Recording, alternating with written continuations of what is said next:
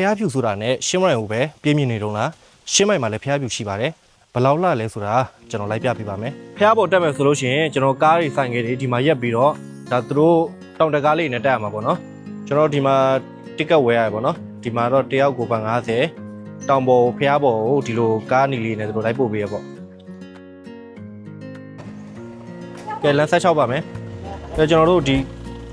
ကားနီလေးတွေနဲ့ဒီမှာရှပြီးတော့ကျွန်တော်တို့နောက်တစ်ဆင့်ကိုအခုလိုကားလေးနဲ့ထပ်ပြီးတော့တက်အောင်မယ်ပေါ့နော်ဖျားပေါ်ကျွန်တော်တို့လမ်းလျှောက်တက်လဲရတယ်ဒါဆွမ်းနာလိုကားလေးနဲ့တက်လဲရတယ်ပေါ့နော်လမ်းလျှောက်မယ်ဆိုလို့ရှိရင်တော့ဒါ9မိနစ်လောက်တော့ကြာတယ်ပေါ့ကျွန်တော်ဖျားထဲဝင်မယ်ဆိုလို့ရှိရင်ဘောင်းမီတိုတွေဝင်မရဘူးဖက်နက်တွေဆိုလို့ရှိရင်လည်းကျွန်တော်တေးရှာလေးသိမ်းခဲ့ဖို့ပြောတယ်ပေါ့နော်ကျွန်တော်ဖက်နက်တွေဒီမှာရှုပ်ခဲ့ရုံပဲဒါဖျားမှာပေးထားတဲ့ဒီဖက်နက်ကလေးတွေအစားတို့စီးသွားလို့ရတယ်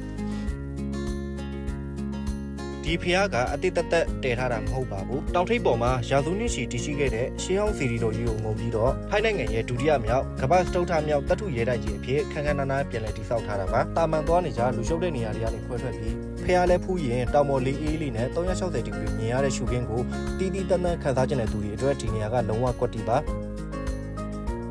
ဖျားဖြူလဲလဲခြင်းနဲ့ရှင်းဝန်တီလည်းမသွားကြုံဆိုလို့ရှိရင်အခုဖျားကိုလာရောက်လဲပတ်လို့ရပါတယ်